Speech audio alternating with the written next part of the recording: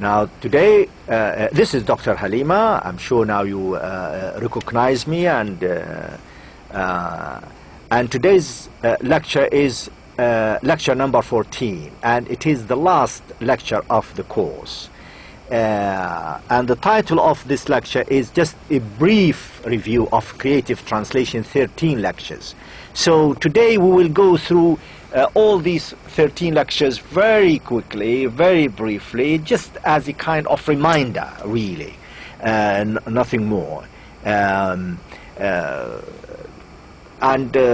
This is the main purpose of it, is to review these 13 lectures with you and enable you to have some general idea about the 13 lectures in one lecture. In other words, if you want to print these slides out, and then you would say, okay, these are the summary. This is the summary of all the course. You will have it on a folder, and that's it. You can revise it for the exam, inshallah.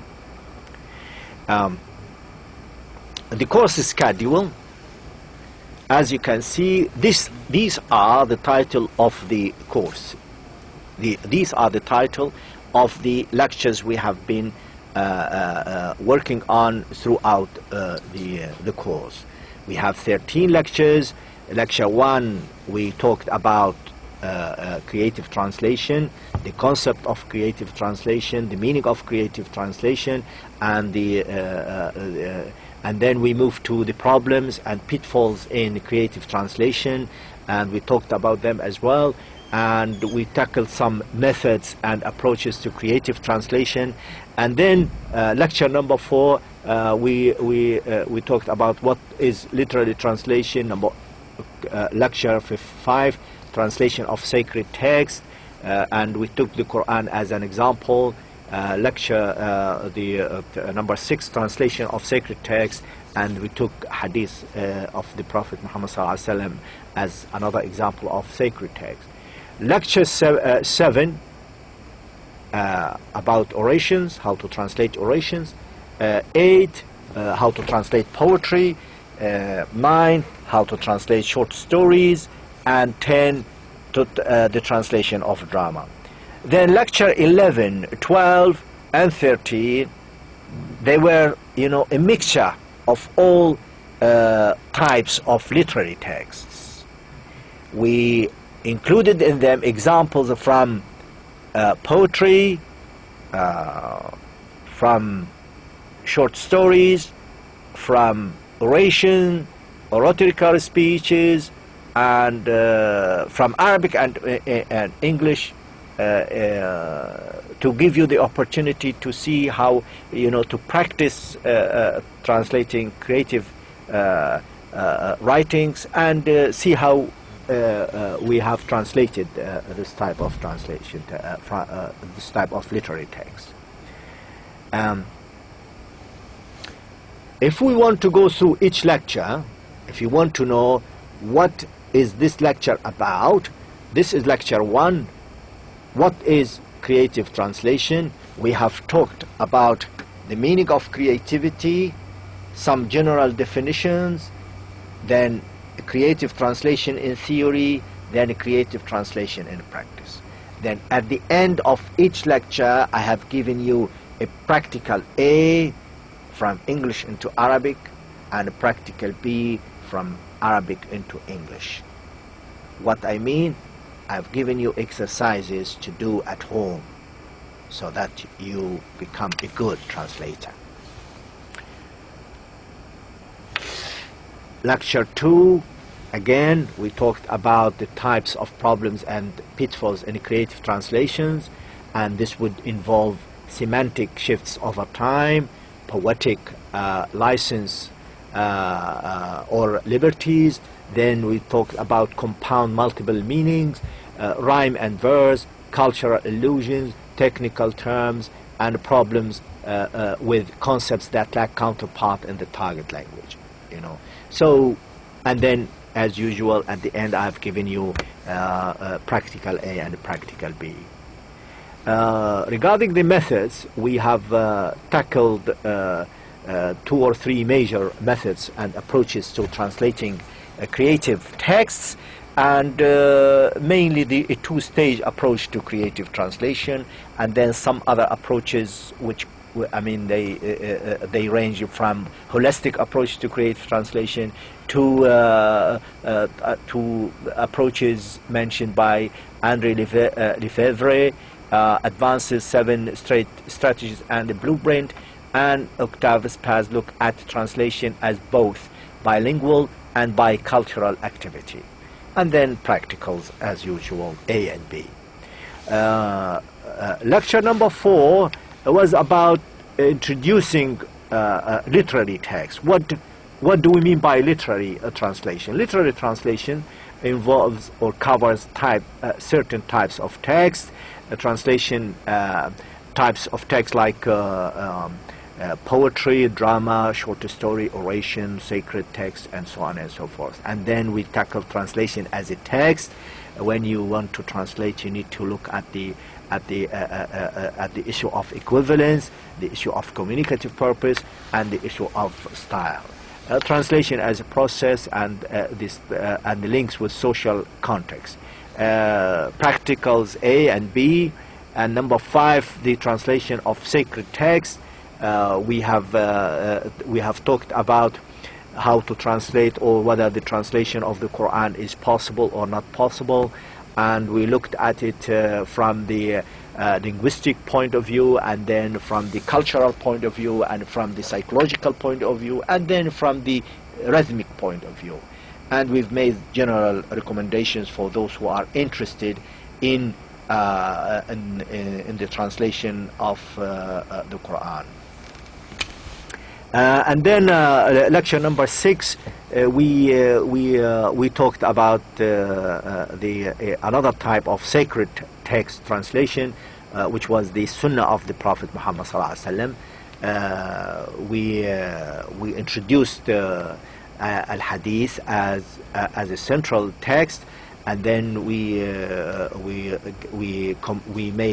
discussed and we investigated certain translations of certain hadith, and we focused on the linguistic and the cultural aspects and the rhetorical aspects in the hadith translation.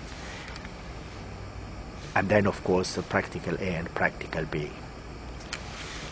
Translation of orations, lecture number 7. As usual, you need to really always introduce the concept. I mean, to define the concept. So we normally define the concept, and then we move on to translation of this concept. We talked about the oratory and what we mean by oratory or orations.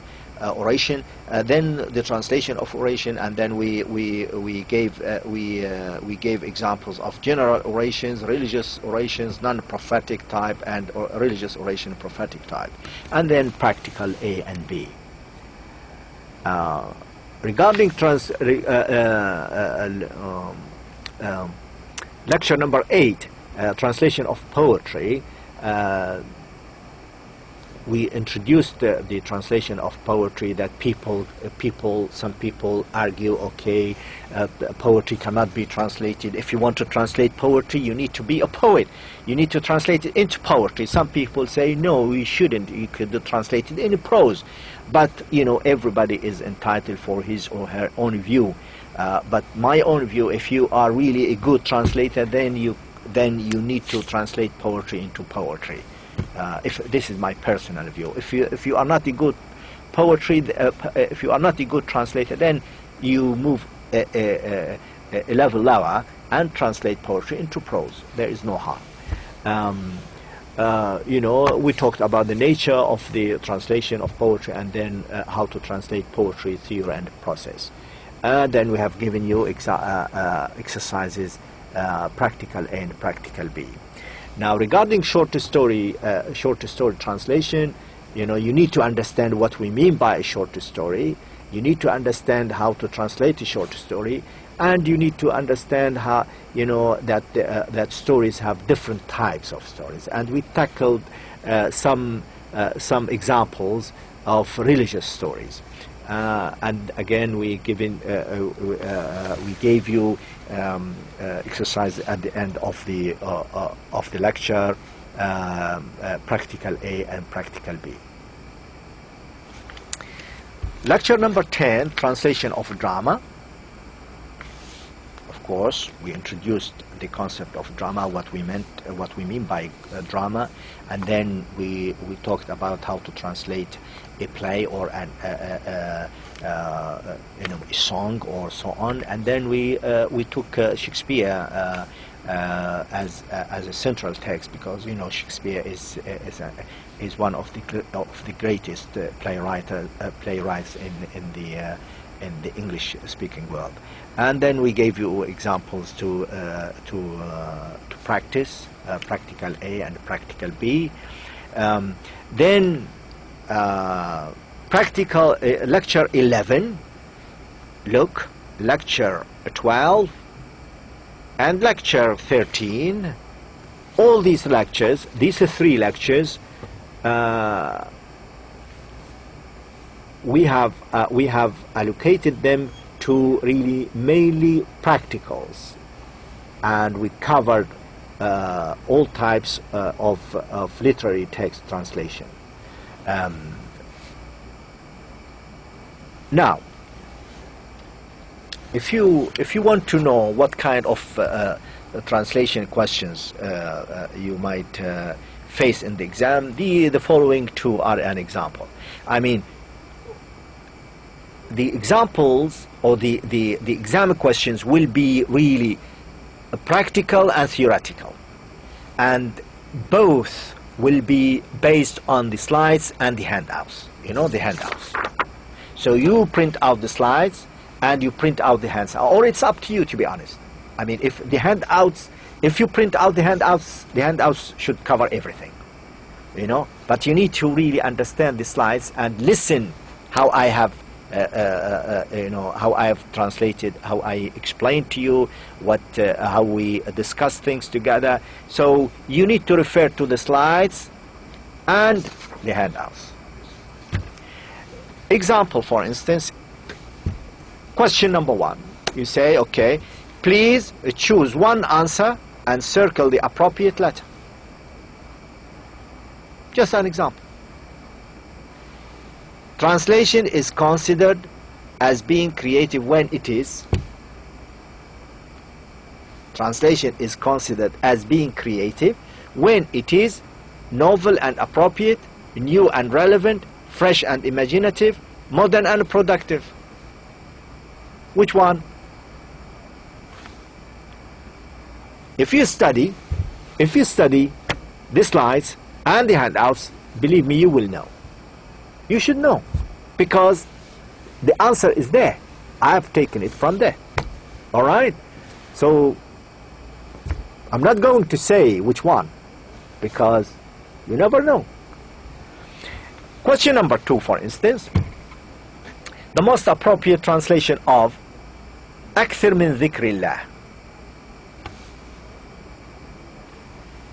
Remember your God and mention Him as much as you can. Make a lot of mention of God. Make dhikr of Allah whenever possible. Make praising exercises of God. Which one is the most appropriate translation? Now, we are talking about creative translation. We are not talking about literal translation.